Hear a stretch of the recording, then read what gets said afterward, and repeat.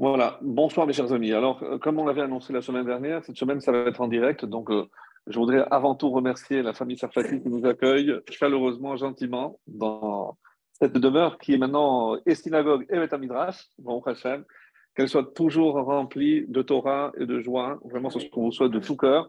Et comme on l'a fait avant, mais j'aimerais, puisqu'on m'a posé la question et je vais le faire, dédicacer spécialement ce cours pour l'élévation de l'âme, le Nishmat, Malka Sultana Taïta, Bat Florence Myriam Simcha.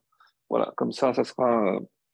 Alors, avant d'entamer le thème que je voulais développer un petit peu avec vous ce soir, j'aimerais revenir sur une notion extrêmement importante. Alors, on ne nous a pas annoncé le programme, j'imagine. Alors, s'il y a beaucoup de femmes, c'est que vous pensez que j'allais parler de Pessah, mais ce n'est pas le cas. Non, est-ce que je dois te cachériser? Comment cachériser? Non, non, non, ça, moi, je ne viens pas de Jérusalem que pour ça. Donc, voilà. Alors, non, mais s'il y a des questions à la fin, vraiment avec grand plaisir. De toute façon, on n'est pas pressé, on est là pour la soirée. Mais ça, Hachem. Donc, c'est un peu plus, voilà, réfléchir sur. C'est le livre, pour ne pas dire la paracha, que aucun rabbin n'aime. Parce que parler des corbanotes, des sacrifices, c'est tellement technique, c'est tellement un peu rébarbatif qu'on se dit qu'est-ce qu'on va nous raconter voilà, c'est un sacrifice pour le public et pour le rabbin, croyez-moi. Parce que qu'est-ce qu'on va raconter? C'est pas. Donc, la difficulté quand on aborde un thème pareil, c'est essayer d'actualiser pour vous montrer que finalement, on ne parle pas de choses anciennes. Quand la Torah nous parle, la Torah, autrement dit, Dieu savait parfaitement qu'on allait vivre, nous, le peuple juif, beaucoup plus de temps sans le temple qu'avec le temple. Donc, consacrer tout un livre sur 5, tout un livre entier, Vaïkra, à ce culte du temple, bon, même si c'est dans le Mishkan, le tabernacle d'abord, mais tout un livre qui va finalement servir à peu près, bon, les 40 ans qu'on est dans le désert, 300 ans lorsqu'on va rentrer avec le Mishkan en attendant la construction du temple, mais entre le premier et le deuxième temple, c'est 830 ans. Donc sur 2000 d'exil, on a passé beaucoup plus de temps sans le Beth Amikdash, sans le temple qu'avec. Donc finalement, à quoi ça sert? Alors on va essayer de nous rassurer. Comment? Non, si on l'étudie, c'est comme si on les faisait. On va essayer de remplacer parce qu'il y a les tfilotes, et les tfilotes, on les a fixés en fonction du moment de certains corbanotes. Un terme qui est traduit généralement par sacrifice, mais que je n'aime pas. Parce que quand on traduit par sacrifice, on perd l'essence même du mot korban, qui est la racine. Vous savez qu'en hébreu, il y a toujours une racine, qui est karov, karev. C'est-à-dire, il y a quelque chose qui nous rapproche. C'est le mot sacré aussi. Pardon? C'est le mot sacré. C'est le mot sacré. En français. Mais en hébreu, il n'y a pas du tout la notion de sacré. Il n'y a pas cette notion. Korban, c'est quelque chose que j'apporte et qui dit se rapprocher, ça veut dire que on s'est éloigné. Pourquoi j'ai besoin de me rapprocher? Parce que je me suis éloigné. Alors, j'aimerais commencer par une petite anecdote. C'est une maman qui avait bon, malheureusement des problèmes un peu psychiques, etc., et qui s'est rendue chez la psy. Elle n'a pas trouvé avec qui garder sa petite fille, donc elle est venue avec sa petite fille, et elle a mis la petite fille de côté. Et à force de parler, la petite fille, bon, elle s'est occupée comme les petites filles savent le faire, avec son doudou. C'était un petit tissu. Bon, il y a des enfants qui affectionnent beaucoup le. Et à un moment donné, la petite fille lève les yeux et elle voit sa maman pleurer. Euh, Sans hésiter, qu'est-ce qu'elle fait, la petite fille, d'après vous? Elle court chez sa maman et elle lui tend son doudou. Alors, si vous savez, pour un enfant, ce que c'est le doudou, pour qu'elle essuie ses larmes. Quelle est la réaction de la mère? Arrête de m'embêter, prends ton truc et va-t'en. Elle a besoin d'encore quelques sessions aussi chez le psy. Qu'est-ce que ça veut dire? Qu'est-ce que ça veut dire?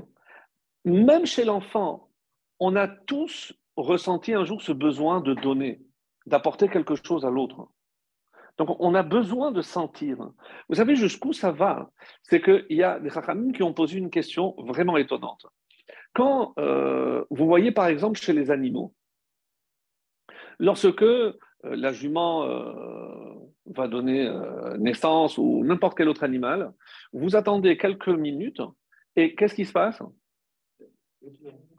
Il est déjà autonome, il est déjà debout, il commence à courir autour de sa mère. C'est-à-dire, il n'y a pas la phase apprentissage que nous on appelle l'enfance. Donc, il y a des sages qui ont posé la question, finalement, à quoi elle sert cette phase? Vous vous rendez compte la perte de temps, excusez-moi de parler aussi crûment, pour les parents, échange les couches, il faut apprendre à parler, il faut apprendre à marcher. Mais c'est un investissement, un temps énorme. Et de toute façon, on va oublier.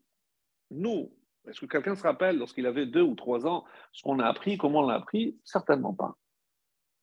Et j'ai trouvé qu'il y a une réponse tellement belle. C'est quoi la réponse? D'après vous, peut-être les femmes peuvent trouver la solution. C'est pourquoi c'est une étape indispensable et pour les parents et surtout pour les enfants? Ça crée le lien sacré. Ouais. Parce qu'il ouvrait. Ah non, mais, ah oui, non, il faut être au taquet, attendez. Non, non parce qu'en hébreu, on lit à l'envers, comme je viens d'Israël.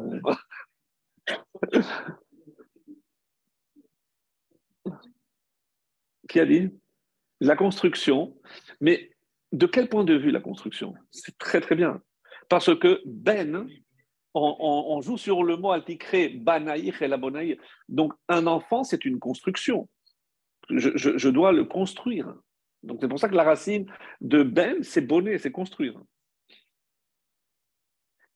Comment un enfant se construit?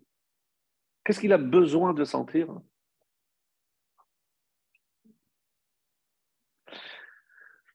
L'enfance, c'est pour que on va grandir en sentant et en sachant qu'on nous aime.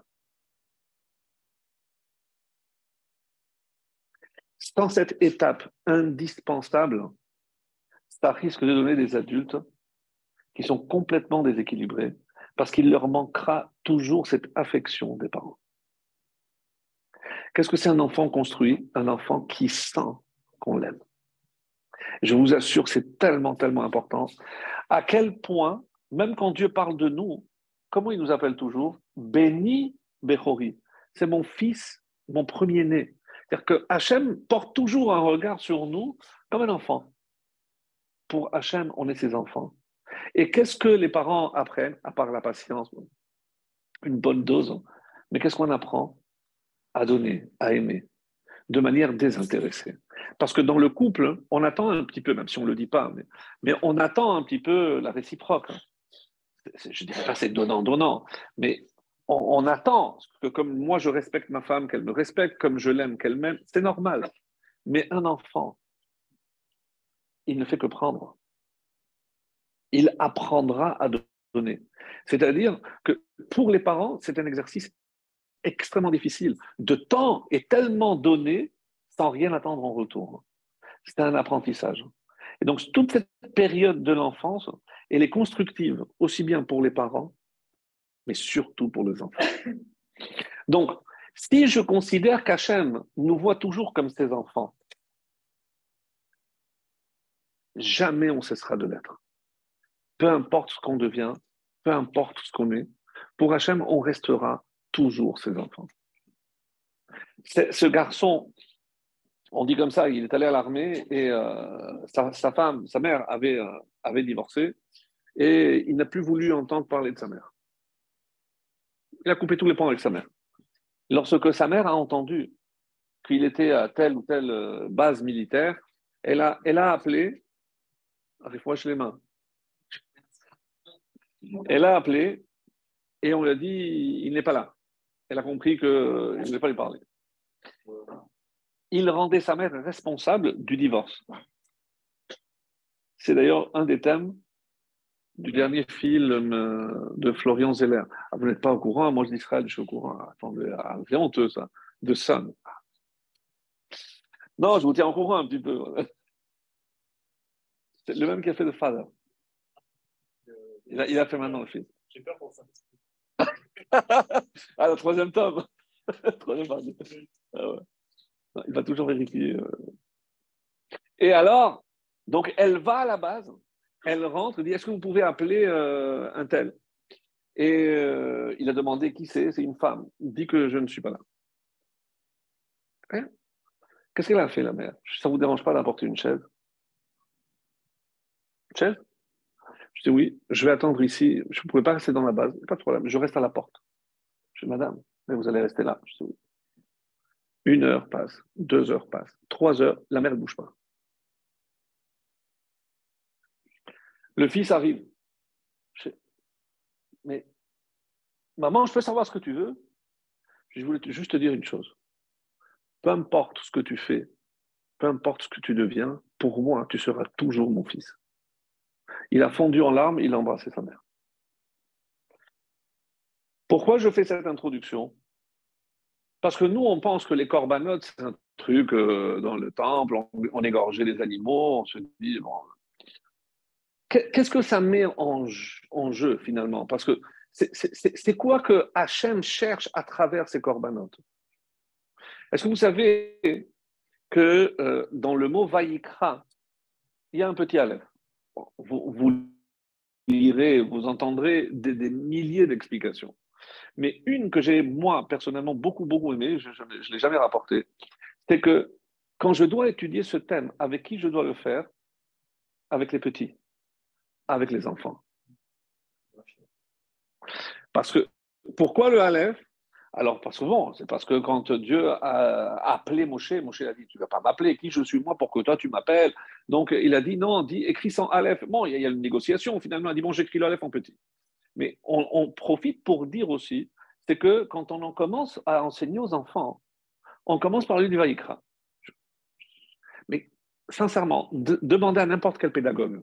Vous allez commencer avec des notions tellement abstraites.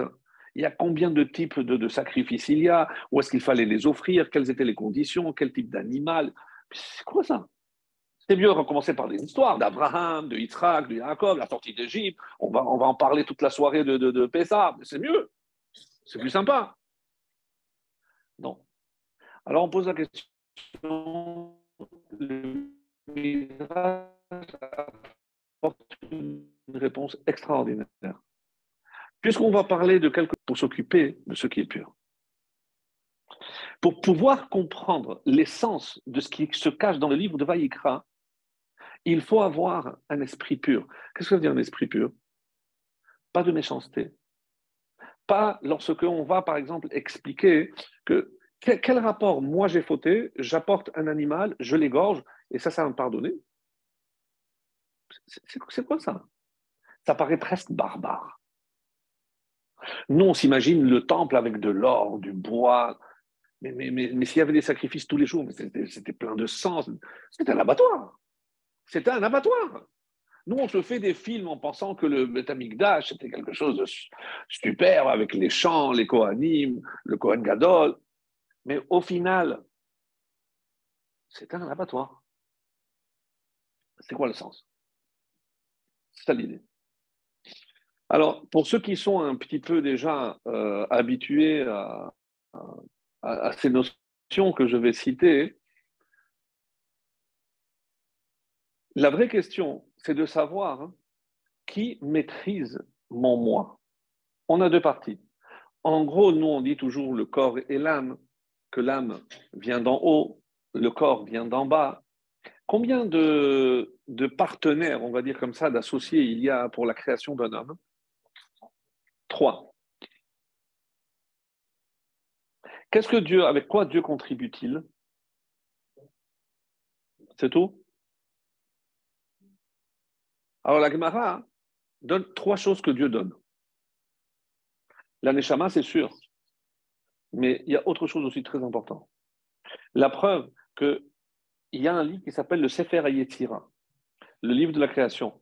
On dit par exemple que les frères de Yosef connaissaient ce livre et on peut créer un animal et même un être humain. Comment je reconnais un être humain qui est créé par un homme et pas par Dieu?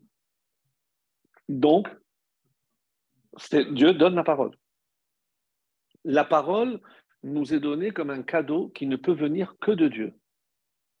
Et d'où je le vois, il y a marqué Vaïpar be'apav nishmat hayim. Il a insufflé un nishmat hayim, un souffle de vie.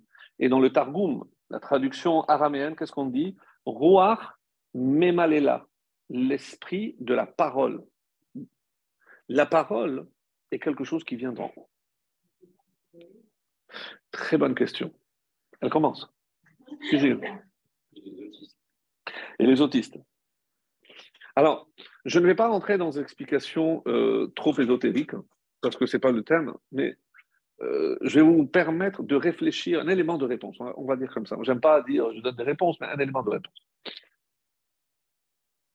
Il y a énormément de questions qu'on se pose sur la souffrance ici-bas concernant des hommes ou des femmes ou des enfants qui n'ont pas demandé à subir ce qu'ils subissent. C'est la fameuse question que même Moshe Rabbeinu a posée à Dieu.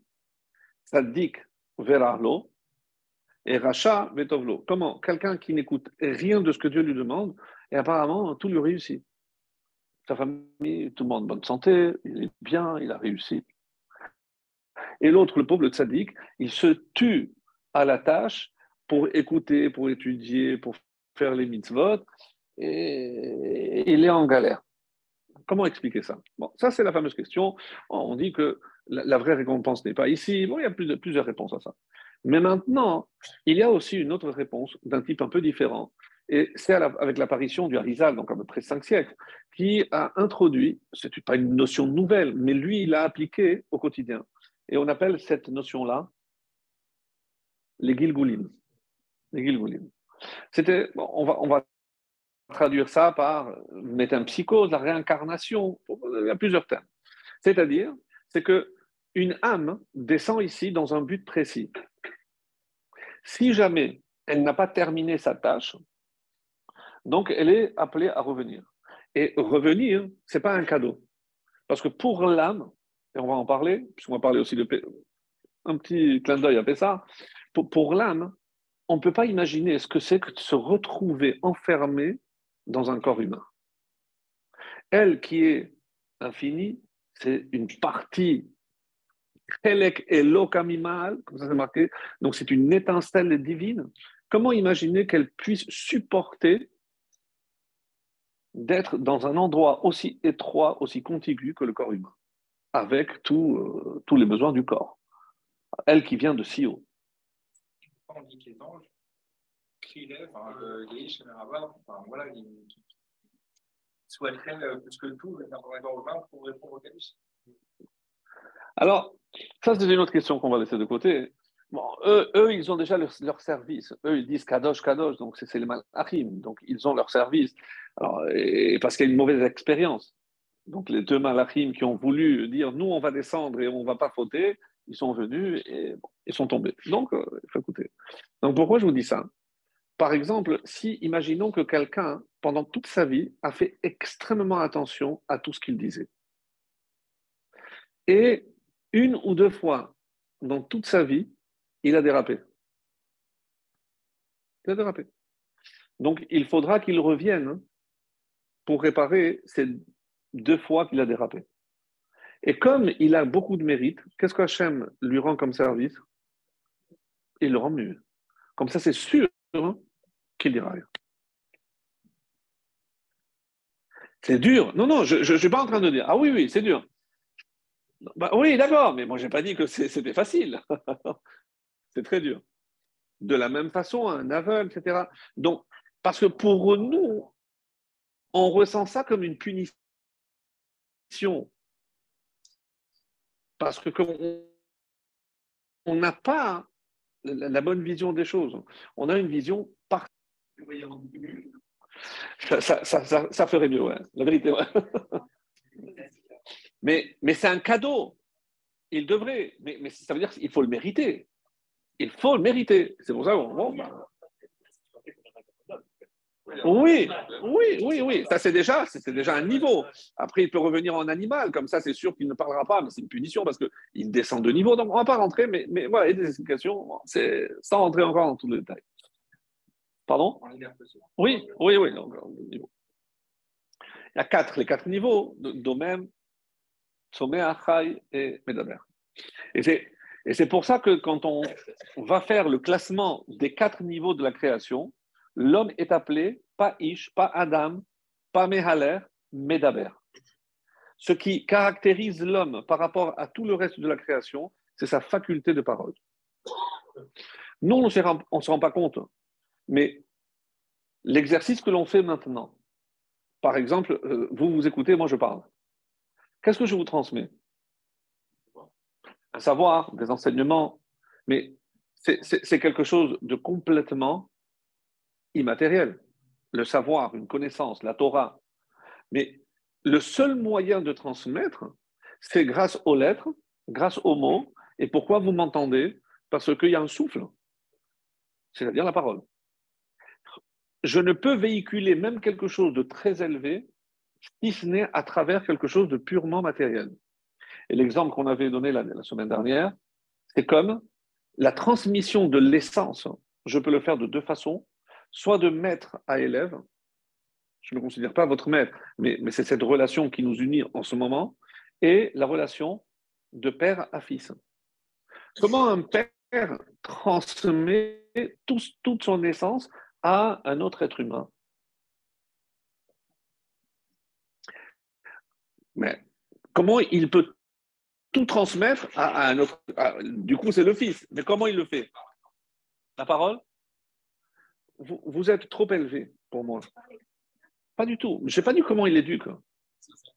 Mais vous êtes parti trop loin. Avant même. Avant même. Avant.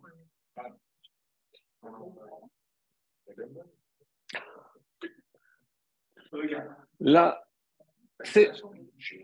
Vous avez oublié. Pirkei Avot, d'où on vient?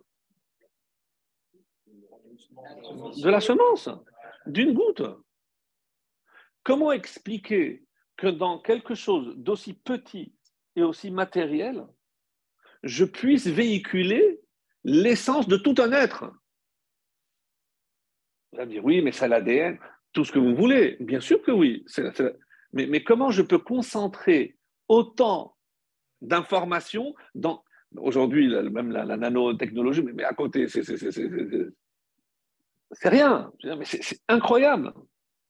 Mais ça passe forcément par quelque chose de matériel. C'est obligatoire. Donc, je reviens à Vaïkra. Lorsque on sait qu'on a mal agi, qui nous le dit? Notre conscience. C'est-à-dire, c'est la meilleure preuve, comme dira le Tanya, qu'on est composé de deux parties. J'ai parlé tout à l'heure de l'âme et du corps. Mais il y a, et c'est comme ça que le Tanya développe, c'est la partie que j'appelle céleste, divine, c'est le Nefesh Elokit, qui vient de Dieu, et il y a la partie qui vient d'en bas, de la terre, Nefesh Behemit, qu'on appelle l'âme animale. Si vous n'avez jamais ouvert le Tanya, vous n'avez jamais entendu. Comment vous imaginez, vous, Nefesh Bahamit, c'est-à-dire l'âme animale?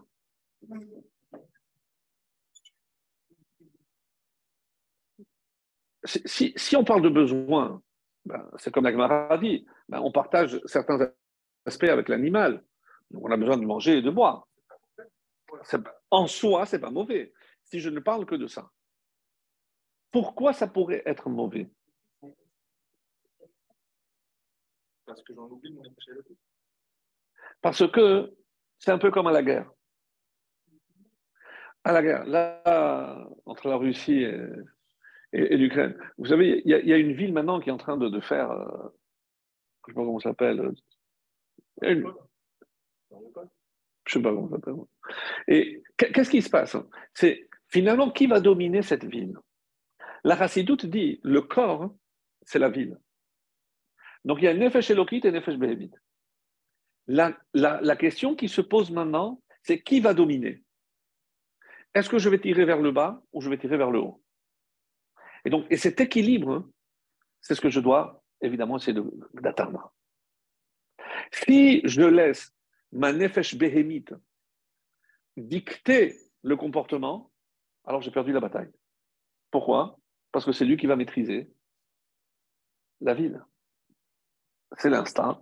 Et donc, je vais de plus en plus m'éloigner de mon véritable but. De la même façon, quand j'ai parlé de Nefesh Behemit, alors, quelle est la solution? Il y a un Pirkei Avot qui dit que la récompense d'une mitzvah, c'est quoi? C'est une mitzvah. Et la récompense d'une avera, donc il y a, d'abord c'est pour nous enseigner que tout ce qu'on fait a une conséquence. Une bonne action, je traduis comme ça, entraîne une bonne action, et une mauvaise action entraîne une mauvaise action. Des fois dans la vie, je fais quelque chose et je me demande, est-ce que c'était bien ou pas? Qu'est-ce qu'on répond? Regarde ce qui vient après. Bravo. Regarde ce qui vient après. Ce que tu as fait, si ça t'a fait réfléchir à des choses et que ça va t'entraîner à faire des choses bonnes, donc parce que tu as fait quelque chose de bien, ça veut dire que ce que tu viens de faire est quelque chose de bien. Il y a une histoire dans le Talmud très connue de Rabbi Chania ben Teradion avec son maître. Rabbi Chania ben Teradion, il fait partie des 10, mais il y a des chaises. Hein. Il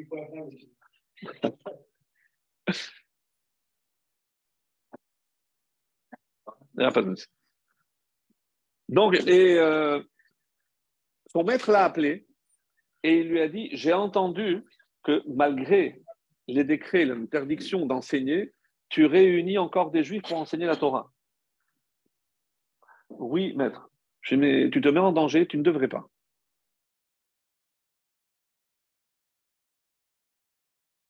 Ce que le maître avait dit, il s'est fait attraper.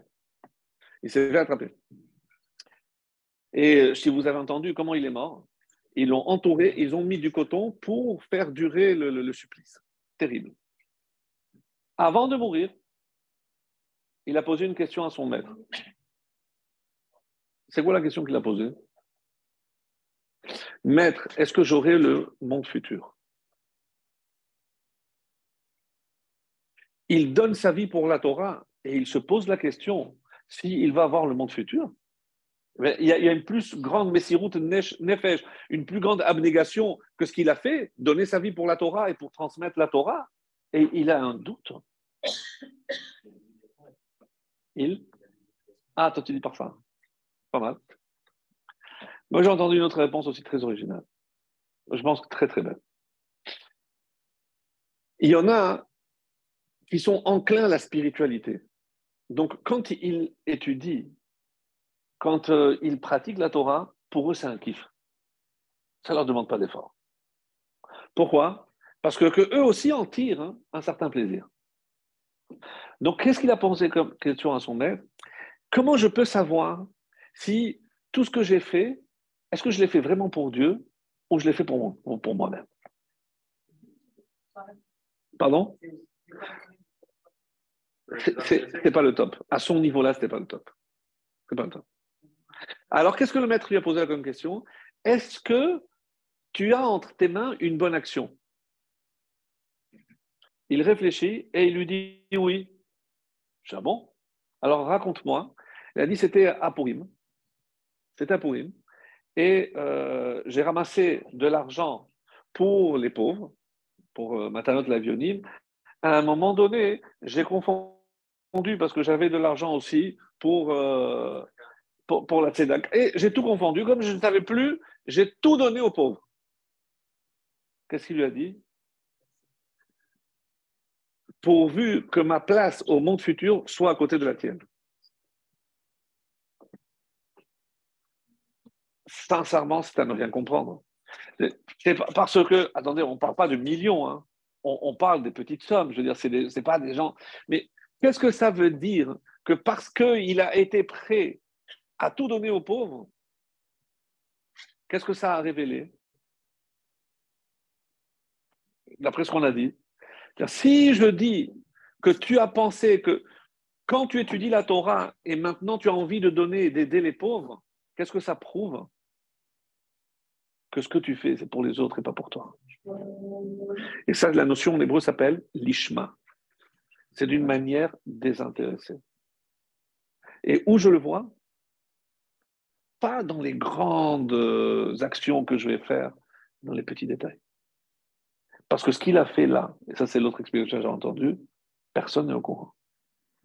Il y a des choses que tout le monde sait qu'il s'est fait attraper et qu'il va être tué sur la place publique, brûlé vif. Ça, tout le monde le sait. Et tout le monde sait pourquoi. Mais qui est au courant de cette erreur qu'il a eue et à la fin, il a tout donné aux pauvres? Personne. C'est Hachem. Donc, je reviens aux trois associés. Hachem, il donne la neshama, il donne la force de la parole et autre chose aussi, très curieux, qui s'appelle Chochmat Halev.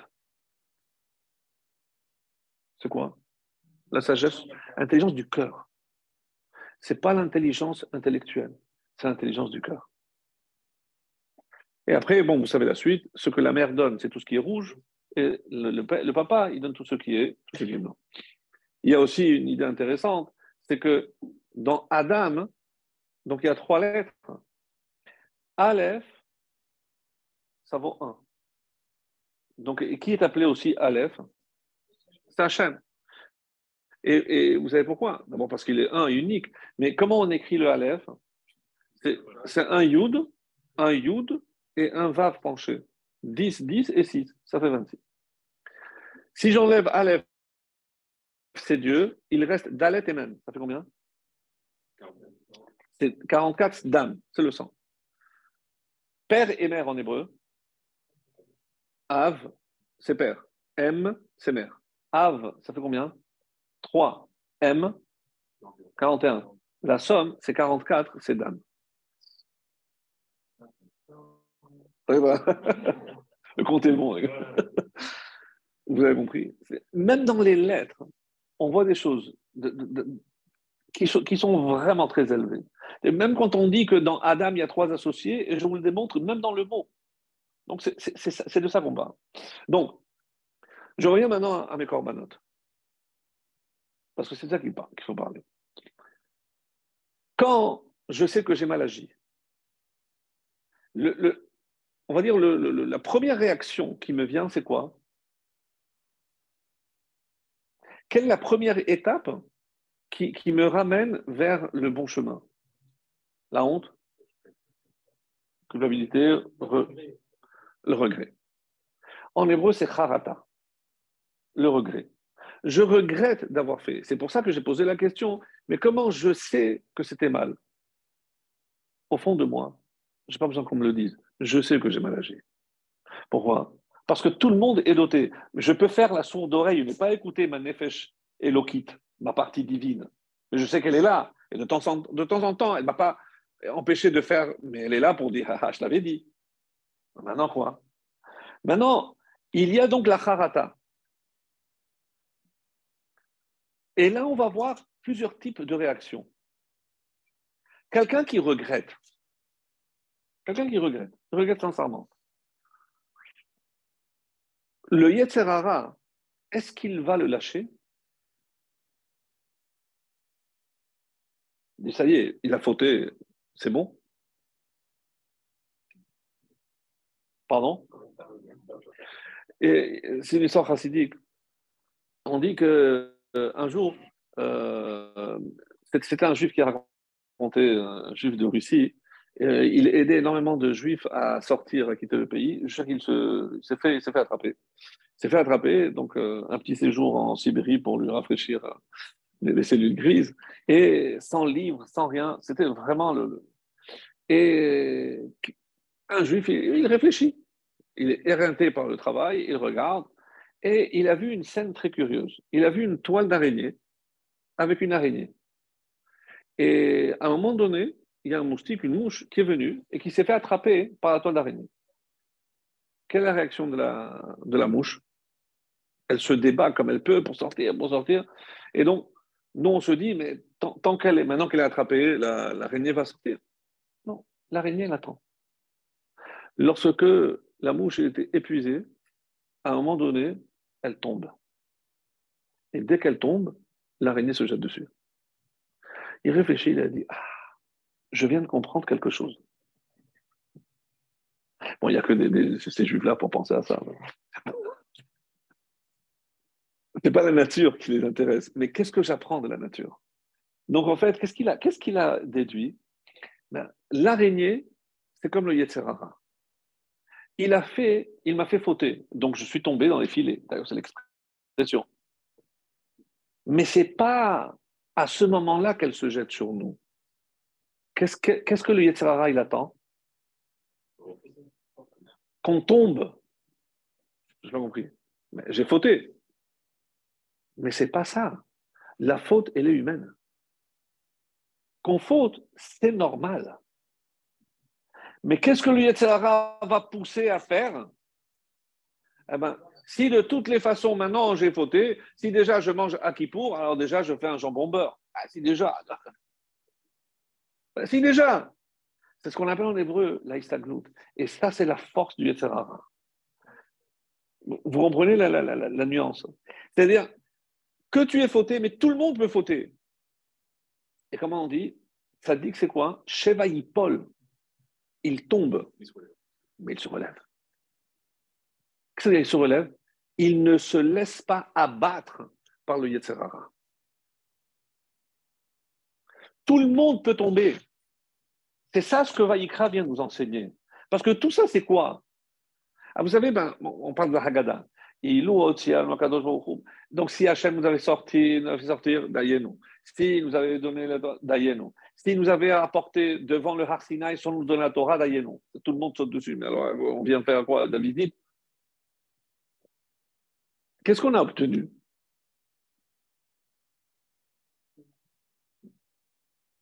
Ça, attendez là, ça c'est la fin. Donc, qu'est-ce que ça veut dire? On arrive jusqu'au Har Sinaï sans recevoir la Torah. Mais on a déjà répondu, Naaseh Venishma. Est-ce que vous voulez la Torah? Oui. À ce moment-là, on était déjà libre. À ce moment-là, on était libre. Même si on n'a pas reçu la Torah, on était prêt à l'accepter, ça suffit. Et s'il ne nous avait pas fait rentrer en Israël, ça aurait suffi. Et s'il ne nous avait pas donné Bet HaBechira, le temple, ça nous aurait suffi. Et pourquoi la dernière phrase? C'est-à-dire que tout ça se termine par quoi? Lechaper alkol avonotenu.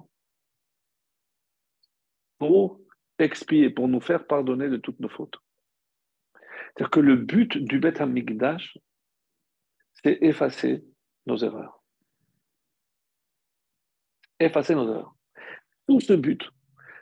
C'est déjà, on part du principe qu'on va fauter. Parce que si je suis en train de préparer la réparation, c'est que je pars du principe que oui, on va fauter. Et c'est ça qui est extraordinaire, mes amis. C'est que la Torah ne cherche pas des êtres parfaits. Mais parmi les Avot, qui était le plus parfait? Yosef. Yosef n'est jamais tombé. Yehuda est tombé, Yaakov, il a épousé 2 sœurs, tout ce qu'on peut dire. Yosef n'est jamais tombé. Mais le Mashiach, qui amènera les temps messianiques, il ne descend pas de Yosef, il descend de Yehuda. Yehuda, oui, il a fauté. Il est allé, il croyait que c'était une prostituée. Même si après, on va dire, non, c'est l'ange qui l'a poussé, etc. Mais bon, il a reconnu, il s'était trompé. Il a fauté. Yehuda a fauté. Mais ça n'empêche pas d'être le roi d'Israël et l'ancêtre du Mashiach. On ne pense pas à ça. Oui. Mais celui qu'on attend, bon, tout le monde n'est pas d'accord. On dit que c'est 2 étapes, que ce n'est pas un homme. Bon, il y a plusieurs explications. Mais ce que moi je veux retenir par là, c'est qu'on ne cherche pas la perfection. On ne cherche pas la perfection. Quel type de faute est venu le temple pour réparer? Dans le temple. On nous dit qu'il y a plusieurs types de sacrifices. On rentre, encore une fois, je tiens à vous rassurer, je ne vais pas partir dans tout ce qui est la technique, combien, quel type. C'est trop complexe, c'est pas. En gros, je pose la question. Est-ce que si j'ai fait une faute volontaire, je peux me faire pardonner en apportant un animal? Non. Qu'elle devienne involontaire à Kippour et de cette faute involontaire qu'elle devienne une Non, bonne. ni Kippour, ni rien du tout. Je te dis, par exemple, il y a le premier type de korban s'appelle Ola, traduit en français par Holocauste. Et d'ailleurs, on pose la question pourquoi Ola? Parce que tout monte. On la brûle en entier. Ni le Kohen ne prend rien, ni celui qui apporte. La bête est entièrement brûlée. Si personne n'en profite et qu'il faut la brûler, vous dites que c'est pour quelque chose de grave ou quelque chose de pas grave? Grave. Parce que personne n'en profite, ça veut dire qu'il faut tout brûler, ça veut dire qu'il y a beaucoup, je dois tout donner. Grave. Volontaire? Non. Attendez. Et après, il y a khatat. Khatat, c'est expiatoire. Le vendredi soir, je me lève, bon, je suis encore dans les vapes, 3 heures du matin, je rentre dans les toilettes, Shabbat. Shabbat. Khatat. Ça, c'est involontaire, je dois apporter. À ce propos, pour montrer la connaissance qu'avaient les Chachamim de la nature humaine, il y a le Shabbat, une halakha qui m'interdit d'étudier à côté d'une flamme. Mais au contraire, je vois mieux. Il n'y a pas d'électricité, je vous rappelle. Donc, je vais mieux voir. Et il y a, non, Shema Yate, de peur que j'incline. Pourquoi? Parce qu'il va rester pas assez d'huile et que la flamme va aller en s'amenuisant. Qu'est-ce que j'ai tendance à faire? À pencher pour que la flamme augmente. Vient quelqu'un qui s'appelle Rabbi Ishmael. Rabbi Ishmael, il dit, moi je vais étudier et je ne vais pas pencher. Il a étudié et il a penché. Non, ça prouve sa grandeur. Pourquoi? Parce qu'il était tellement dans ce qu'il étudiait qu'il a oublié que c'était Shabbat.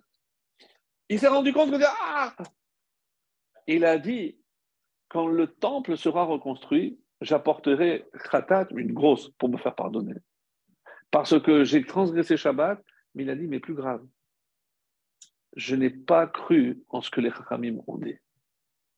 Les Chachamim disent, ne fais pas parce que tu vas incliner, tu vas le faire. Non, moi, personne ne doit se croire supérieur.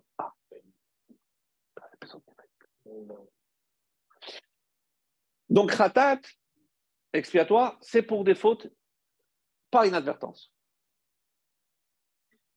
Oui, alors ça, le Kohen avait une partie et une partie qui était brûlée, mais le Kohen, il profitait au moins de quelque chose. Comme je viens de dire, khatat vient pour une faute par inadvertance.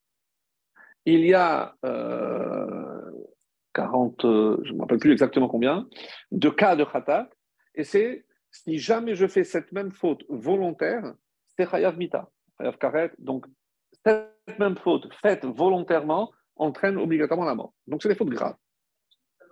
Mais ça c'est allumé. C'est comme allumé. Donc, si ça, c'est déjà assez grave. Donc, qu'est-ce que ça peut être? Oh là, viens, la Torah te dit sur une pensée. Une pensée. Non, allez, j'ai vu une femme, et je commençais à me faire des choses, des films. J'ai vu une bonne occasion de voler quelqu'un.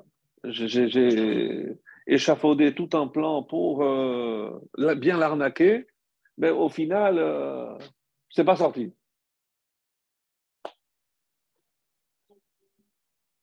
Qui sait? Qui peut savoir ce qu'il y a dans ma tête? Que Hachem. Donc, qu'est-ce que la Torah vient te dire? À qui tu vas donner cet animal? À Hachem, c'est que lui qui connaît. Il n'y a que lui qui sait ce que tu as fait. Mais les Rambam disent non, c'est plus grave que ça. Parce que quand tu fais la faute, tu fais avec le corps, c'est-à-dire avec la partie que ton père et ta mère t'ont donnée. C'est la partie physique. Mais quand tu fais par la pensée, tu utilises la force que Dieu t'a donnée pour fauter. Pour moi, mais j'ai rien fait, c'est bon. Et écoutez bien ce qui est dit, c'est un korban nedava. Je ne peux pas obliger, Qui peut t'obliger à la porter? Parce que personne n'est au courant. Personne t'a vu, personne ne sait ce que tu as fait. C'est Nedava. Si je veux, je le fais.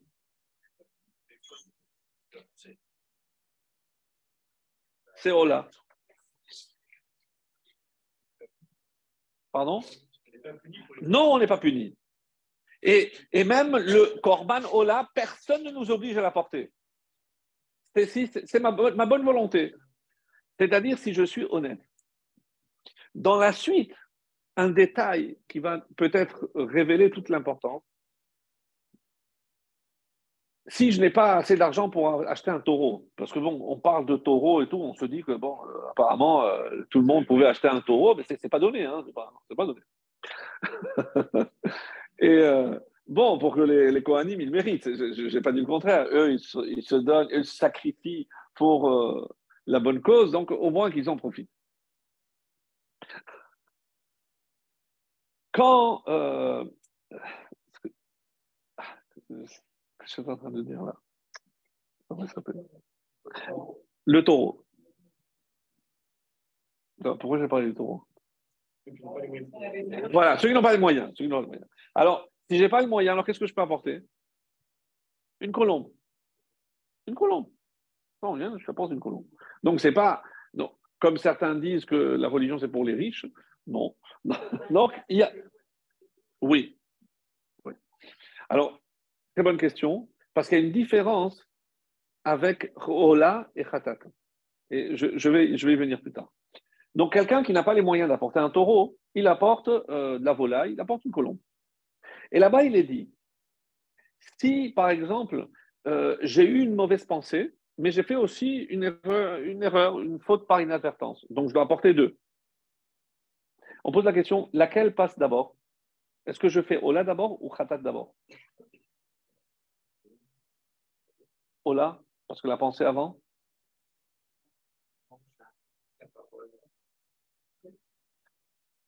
Tout le monde serait tenté de dire ce qu'il dit lui. Pourquoi? Parce que la pensée vient avant l'action. Oui. Mais comme, c'est comme ça que l'explication est très belle. C'est mais Ola, au final, c'est un cadeau que je fais à Hachem. Ou je peux dire l'inverse, un cadeau que Dieu me fait. Mais parce que je ne suis pas obligé.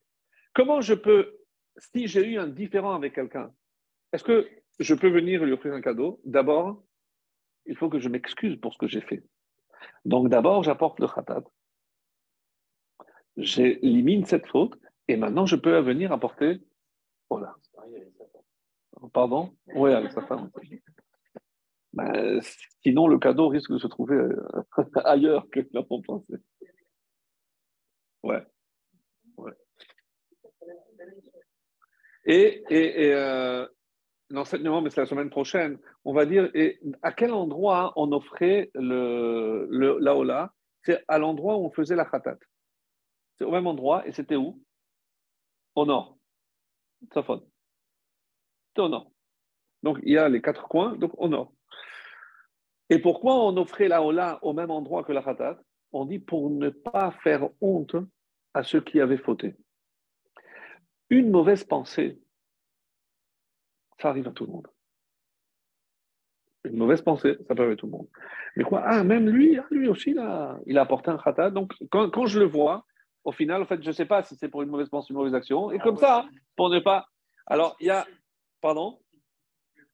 Excellente question, bravo, c'est la question qui est posée. Je dis, mais oui, je vais attendre et je vais voir, et comme ça je saurai. Mais oui, mais c'est très très bonne remarque. Toi, tu devais faire la Gemara. Peut-être.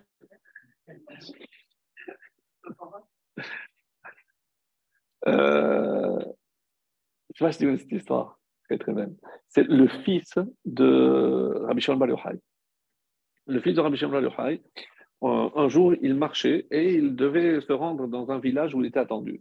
Et il rencontre un homme, mais non, on voyait avec un peu rouge, un homme, ce qu'on appelle gas, ordurier, ordinaire, non pas ordurier, ordinaire, un homme grossier, voilà, on est grossier.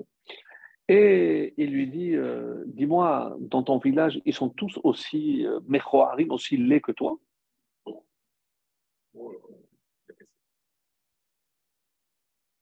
le fils de Rabbi Shimon ben Yochai. Le fils de Rabbi Shimon ben Yochai. L'autre, il le regarde, il lui dit tu as raison, mais tu sais à qui tu devrais poser la question? À celui qui m'a fait. À ce moment-là, qu'est-ce qu'il a fait, Rabbi Elazar? Il est descendu de son âne, il s'est mis par terre, il lui a demandé pardon. Je dis, je te pardonne pas. Et ils ont marché jusqu'au village sans se parler.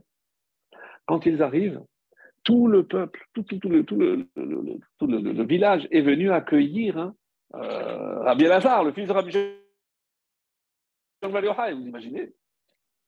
Et il se retourne, fait, c'est pour lui, je fais une prière pour qu'il n'y ait pas beaucoup comme lui en Israël.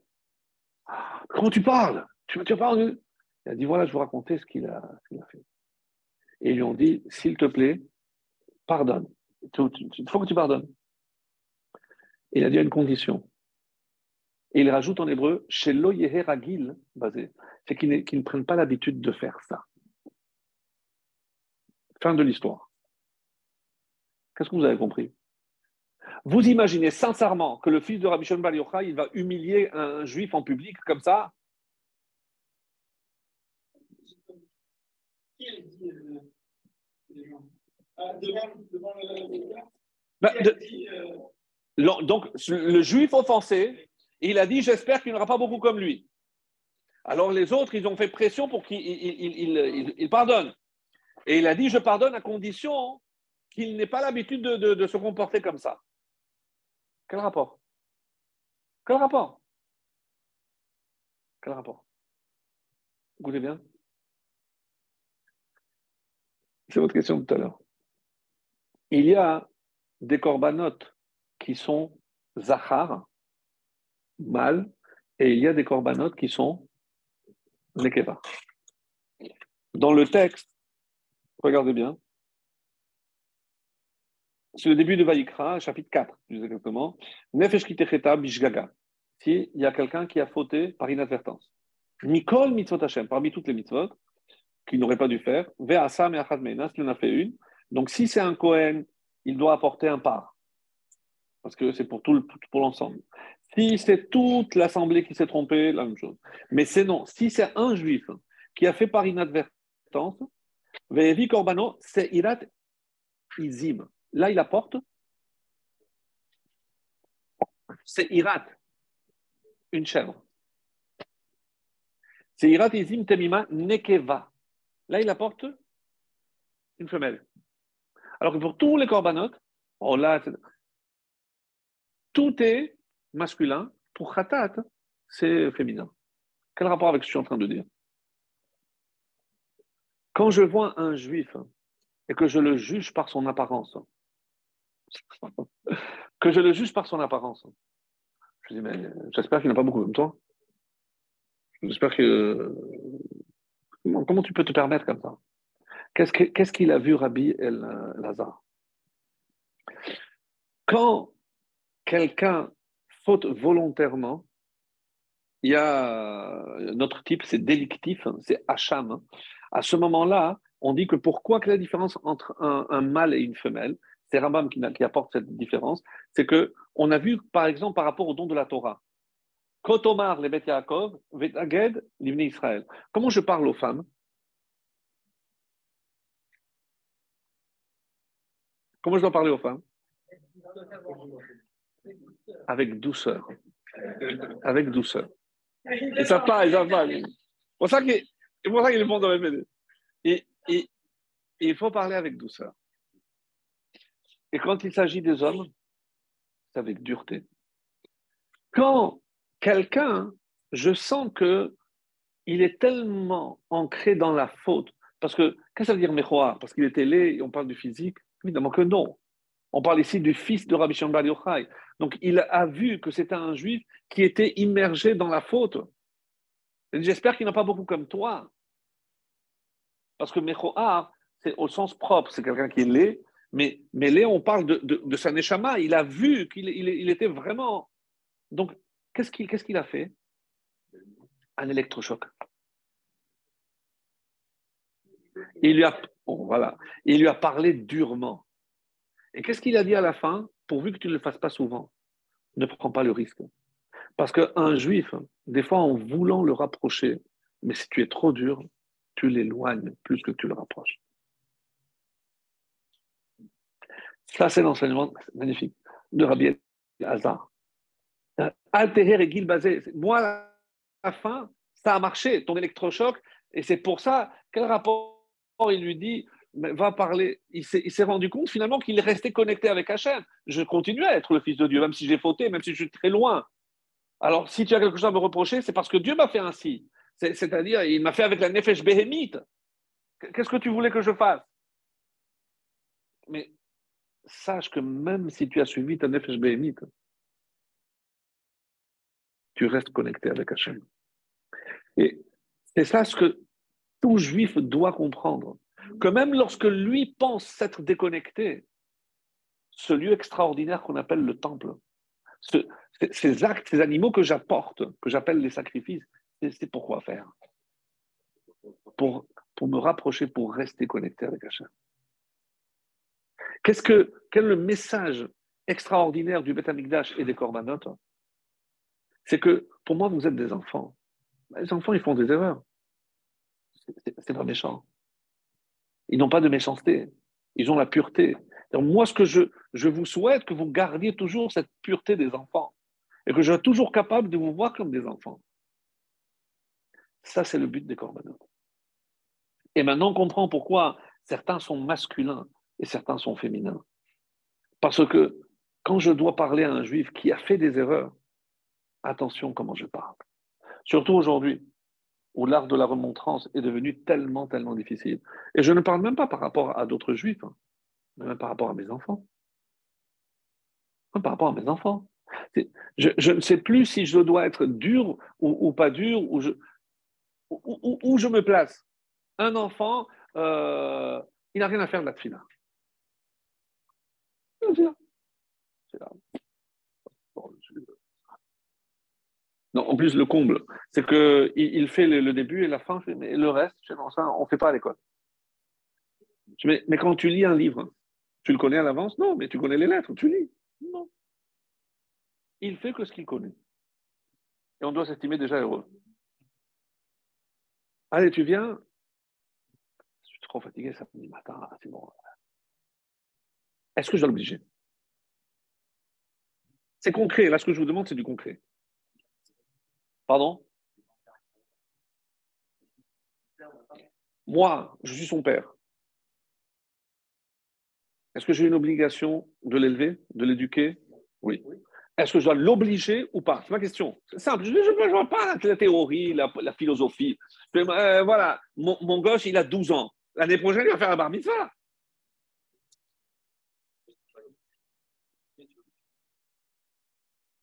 Alors?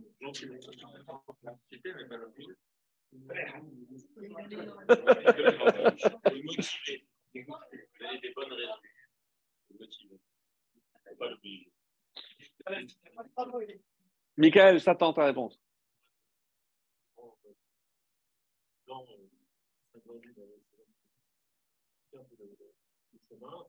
En prenant le risque qu'il se rebelle, mais on abandonne. C'est des plus très actuels. Pour une génération, on nous a dit qu'il fallait être gentil, etc. Aujourd'hui, on revient là-dessus parce que finalement, nos enfants, ils vont jamais grandir. Il faut trouver un juste milieu entre la créa et puis la. Donc, c'est comment jongler, comment trouver cet équilibre? Comment trouver cet équilibre? Ça ne suffit plus. Je vous assure que si vous faites un tour aujourd'hui, même ici, mais voilà, le père, il se lève tous les matins, il va à la Sina, tous les sabbats ce matin. Et c'est pas parce qu'il n'est pas fatigué, mais il va parce qu'il sait qu'il faut y aller. Et son fils, il le voit, il sait qu'il va tous les matins. Il rentre à midi, il le voit encore en pyjama. Tu as fait la tefila? Ah non, papa, après. À 12 ans, c'est chaud patate quand même. Est-ce que je dois me montrer plus strict? Pas évident, hein? Pas évident. Non, c'est pas facile. C'est pas facile. Il faut changer de méthode. Ça, sincèrement, c'est la théorie. C'est la théorie. Le motiver, chercher. Mais je vais je vais m'asseoir avec lui, on va faire la traduction de la tfila pour lui montrer que c'est beau. La carotte. La carotte.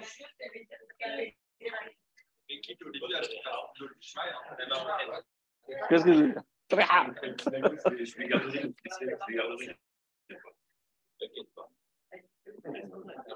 Il est évident, voilà, il faut qu'il comprenne que ça fait de la peine à son père et à sa mère.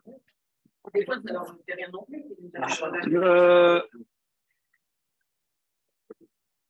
Écoutez, une fois peut-être pas, 2 fois, mais 3 fois, 4 fois, il faut lui montrer par notre attitude qu'on est déçu. Qu'on est déçu. La méthode de la carotte, je ne sais pas si à 12 ans ça va marcher. Parce que qu'est-ce qui les intéresse aujourd'hui? Qu'est-ce que vous pouvez promettre? Si tu viens le samedi matin, je vais t'acheter la tenue du PSG avec Mbappé derrière. Je sais pas. Ça va marcher. Ah ben, ça va vous coûter cher, hein, parce que chaque Shabbat, vous allez faire toutes les équipes. Hein.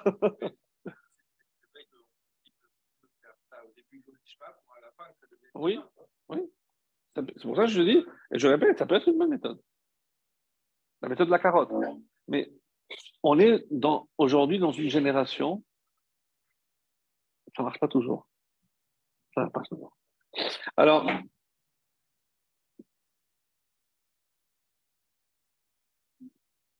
vous savez d'où vient le problème? Vous avez parlé de l'exemple. Moi, je ne vous dis pas que c'est l'exemple du père. Moi, je dis que c'est l'exemple qu'il voit à la choule. Parce que s'il va et il voit que de toutes les façons, tout le monde papote, les adultes, ils passent plus de temps dehors à boire que dedans. Alors, lui, il assimile la choule à une récré. Je suis mieux chez moi. Ah, du coup, il va aller, mais pour rester dehors. Mais quelqu'un dit, ouais, mais il vient, mais il reste tout le temps dehors avec ses copains. Il y a quelque chose qui n'est pas passé. C'est-à-dire, c'est que donner envie, comme vous dites, c'est pas uniquement par la parole, c'est par l'exemple. Et pas l'exemple que du père. L'exemple parce qu'il n'a pas compris l'importance et la révérence que doit être celle qui doit être dans une synagogue. C'est comme si on allait dans le palais, et on se trouvait devant le roi. Mais qui peut aller et parler au roi quand il veut? Mais la tfila, c'est quoi? Se trouver devant le roi. C'est donner envie, comme vous dites, mais il faut trouver tous les moyens. Et quelqu'un a donné cette réponse.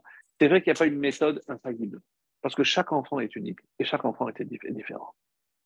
L'instant est unique. Est unique. Mais retenir cette leçon, parce que c'est la pure vérité, ne jamais lâcher. Ne jamais lâcher. C'est la première condition. Et la deuxième, faire front ensemble. Parce que si le papa, pendant qu'il est à la choule, la maman, elle est restée, et bon, il faut préparer les 32 salades. Donc, il a fait la tefila. Ah ben, je ne sais pas, moi, je suis à la cuisine, je n'ai pas vu ce qu'il a fait. Non. C'est quand il faut qu'ils sentent que c'est une bataille, les deux. Et que pour les deux, c'est important. Parce que sinon, il va aller chez le maillon le plus faible. Ils sont très forts, très, très forts. Ils savent comment jouer entre les deux. Donc, ça, c'est bon. Donc, je voudrais revenir. Ouh là là. Je voudrais maintenant faire un clin d'œil à Pessah. Et ça rentre dans ce qu'on vient de dire. À Pessah, on dit que c'est Zman Cherutenu. C'est le temps de notre liberté. Alors, je vais le dire d'une manière qui va peut-être et très certainement vous choquer, mais qu'est-ce qui s'est passé à Pessah? Moshe nous propose l'option. La preuve, c'est qu'il y a 4/5 qui n'ont pas adhéré. Et c'est quoi l'option? On va changer un maître en chair et en os par un maître invisible. Qu'est-ce que j'ai gagné? Avant, le fouet, je le voyais. Maintenant, je ne le vois pas. Je me lève le matin, je peux faire ce que je veux? Ben non, je suis contraint, il y a des plages horaires à respecter, le schéma du matin. Oui, je sais pas. Ben, je peux me marier avec qui je veux? Non plus. Je peux manger ce que je veux? Non plus. Donc, qu'est-ce que c'est Zeman Khérouté, non? Le temps de notre liberté. On aurait dû dire le temps de notre asservissement. On l'a changé, mais d'accord, mais on est encore asservi. Vous n'êtes jamais posé cette question? Mais si, mais si, bien sûr. Évidemment qu'il faudrait peut-être définir l'exil, il faut définir aussi la liberté. La définition de la liberté, je la laisse pour la fin. On a parlé tout à l'heure de ce que doit être considéré comme lorsque l'âme descend ici-bas, hein, elle est finalement prisonnière. Elle est complètement prisonnière. L'âme ne fait pas ce qu'elle veut. Et d'ailleurs, elle n'emporte pas toujours la bataille, que les choses soient claires. Alors maintenant, si les Chachamim disent que tous les exils portent le nom de l'Égypte, comment ça c'est marqué? Ça veut dire. Il faut que je comprenne comment on dit Égypte en hébreu, Mitzrayim. Mais je lis ce mot Metzarim. C'est des contraintes et des limites. Ça, c'est trois thèses, des contraintes. Quel type de contrainte ou à quel type de contrainte un homme est soumis ici-bas? Le temps? C'est besoin, c'est-à-dire le corps? Ben, le corps, c'est lui qui me dicte, finalement, il est fatigué, je ne peux pas le faire parce que je veux. Il a faim, il faut que je le nourrisse. Très bien. Quoi d'autre? Quel type de contrainte? Ça, c'est le type physique, on va dire. Il y a aussi le type émotionnel. Pourquoi? Parce que j'ai des traits de caractère. Moi, je suis très sensible ou je suis très coléreux, etc. Donc, forcément. Intellectuel. Je peux aussi contraindre quelqu'un à penser. Il y a le prêt-à-porter, prêt-à-manger et prêt-à-penser. Oui, allez voir dans les pays communistes, les dictatures, on me dit quoi penser. Et enfin, il y a aussi moral et ou spirituel. Si je résume, physique, émotionnel, intellectuel et moral ou spirituel. 4. Comme quoi? Bavel, tout à fait, Bavel, Perse et Mède, Yavan, la Grèce, intellectuelle, et Rome. Rome, c'est au niveau de la morale. On n'a jamais assisté à ce que l'humanité est devenue aujourd'hui. C'est la Grèce. Jamais. C'est-à-dire que lorsque, quand on a parlé tout à l'heure de regretter, maintenant, et ça c'est une des armes du Yetzer Hara, c'est que non seulement il ne te laisse pas regretter, mais il va te conforter dans la faute. Tu vas t'habituer. Donc, c'est normal. C'est comme ça que Dieu m'a fait comme ça, homosexuel, c'est comme ça. Je suis fier de l'être. Les Pride, fiers, aujourd'hui ils sont fiers. Oui, exactement. L'autre arme du Yetzer Hara, c'est maintenant que j'ai fait ça, c'est fichu, il ne me reste plus rien. C'est la dépression. Jamais Hachem voudra me pardonner. Ça, c'est quelqu'un qui n'a jamais lu le livre de Vaïkra. Parce que ce que, évidemment, Dieu veut, c'est te pardonner et que tu te rapproches. Donc, il n'y a rien qui pourra nous couper entièrement d'Hachem. Jamais. Et ça, il faut qu'on se le dise. Oui, oui, exactement. Donc, c'est les 4 exils. Et les 4 étaient en Égypte. Donc, que je le veuille ou non, je suis soumis à des contraintes et à des limites. Maintenant, Il y a, c'est un peu choquant ce que je vais dire, mais je peux me le permettre, parce que moi, après, je rentre en Israël, je vous laisse.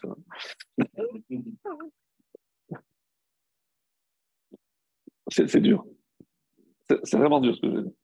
Mais bon, des fois, il faut. Non, mais je dirais avec douceur. Quel était le décret le plus dur que les Égyptiens aient donné? Prendre les garçons et les jeter dans le Nil. Bon, c'est le même principe. Mais à peine sorti du ventre, l'aller le chercher, le jeter dans le Nil, c'est quelque chose. Mais vient dans le Talmud et nous dit qu'il n'y a aucun enfant qui s'est noyé. Je comprends pas. Je comprends très bien. Alors, il y en a dit le Midrash, qui a des miracles, etc. Maintenant, on va lire ça à un autre niveau. À un autre niveau. Suivez-moi. C'est pas très long, mais pourquoi les Égyptiens ont divinisé le Nil? C'est leur source d'argent, c'est grâce à ça qu'ils gagnaient l'argent. Leur source de vie, c'est grâce à ça. Étant une région où il n'y avait pas du tout de pluie, ils devaient toute leur économie, leur subsistance au Nil. Donc, qu'est-ce qu'on déduit de là? On a tendance à diviniser ce que l'on considère comme étant notre source de revenus. Le Nil. Prendre un enfant et le jeter dans le Nil, d'après cette image, ça correspond à quoi? L'élever avec l'idée que ce qui compte dans ce monde, c'est comment et par quels moyens je vais réussir. On m'avait suivi ou pas?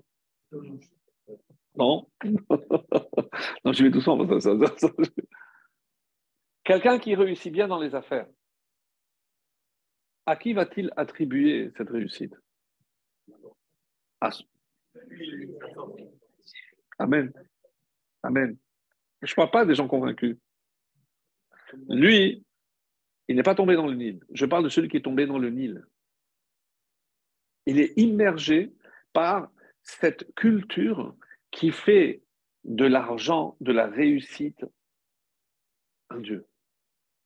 Et je vais tout sacrifier, puisqu'on parle de sacrifice, je vais tout sacrifier pour ça, pour le statut, pour la réussite, pour tout. Et comment je vais m'investir? Corps et âme. Parce que si pour moi c'est la chose la plus importante, il y a une phrase qui revient et dans la Torah et dans la Haggadah, c'est que les Juifs étaient soumis à avodat parer. Comment c'est traduit? Un travail écrasant. Qu'est-ce que ça veut dire, travail écrasant? Rambam Maïmonide nous dit, c'est un travail sans limite et sans but. Il leur faisait construire sur une terre molle, il faisait détruire et construisait. Quand je m'investis dans un travail qui me demande, qui est pénible, mais parce que ça va être gratifiant, parce que je sais pourquoi je fais cet effort. Donc même si ça va être dur, mais pour moi, je ne vais pas sentir, parce que je sais que c'est pour mon bien. Je veux atteindre ce but. Mais lorsque je fais ça, sans but.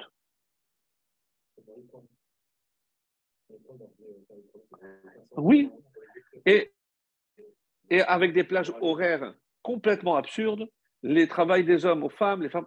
Mais c'est complètement. Qu'est-ce qu'ils voulaient? Briser l'esprit. Briser l'esprit.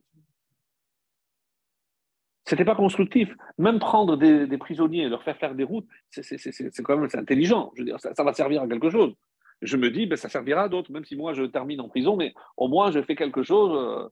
Mon nom, je ne vais pas avoir une plaque, mais je sais pourquoi je fais ça. D'accord. La question que pose Rachamim, très pertinente, c'est mais comment un homme peut s'investir tellement dans quelque chose qui finalement n'est pas l'essentiel de sa vie? D'où il va puiser cette énergie pour aller et continuer? De la seule source qui est inépuisable parce qu'elle est infinie. Son âme. Son âme. Ah! Imagine comment se sent l'âme qui est venue dans l'idée qu'elle allait servir et continuer à s'attacher à la source. À travers quoi?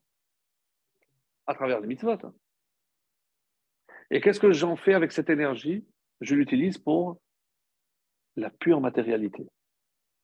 C'est l'exil dans l'exil. Déjà, elle est exilée parce qu'elle doit descendre. Et imaginez comment elle se sent. Donc, de ce point de vue, quand je vais définir maintenant ce que j'entends moi par liberté, qu'est-ce que je suis en train de rendre à l'âme sa véritable fonction? Autrement dit, retrouver l'infini. Un travail qui me prend toute la tête, tout mon être, ça veut dire que je suis dans le Nil.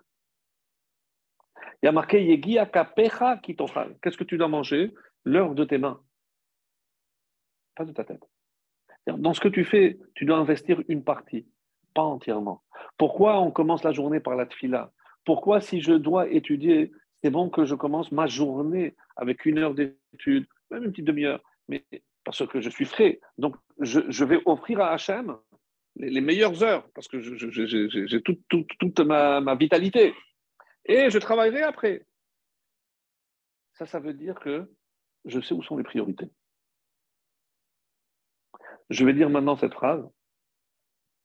La route de la sortie d'Égypte passe obligatoirement par le Sinaï. Sinon, je ne suis pas sorti d'Égypte.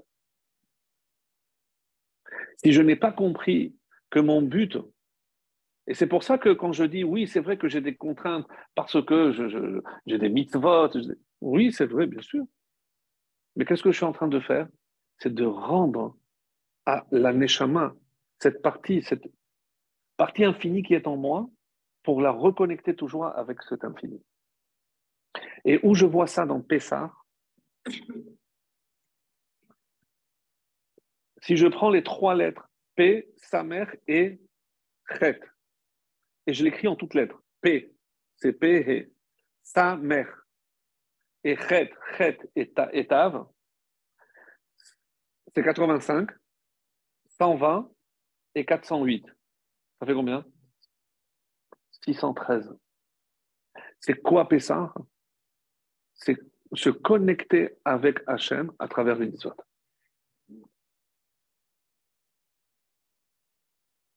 Et Pessah, Pessah, 148. Comme quoi? Comment je dis éternité en hébreu? Netzach. Netzach, 148. Pessah, 148. Si j'ai compris le message de Pessah, je me connecte avec l'éternité. Soit je reste asservi et je laisse la Neshama sous l'emprise de la Nefesh HaBehemit, et là c'est elle qui va dominer la ville appelée le corps, soit j'ai compris et je profite de ce que Pessah va m'apporter, parce que Pessah, c'est toujours dans Vaïkra. Vaïkra, Tzav, c'est à ce moment-là, pour que je comprenne le but ultime du juif.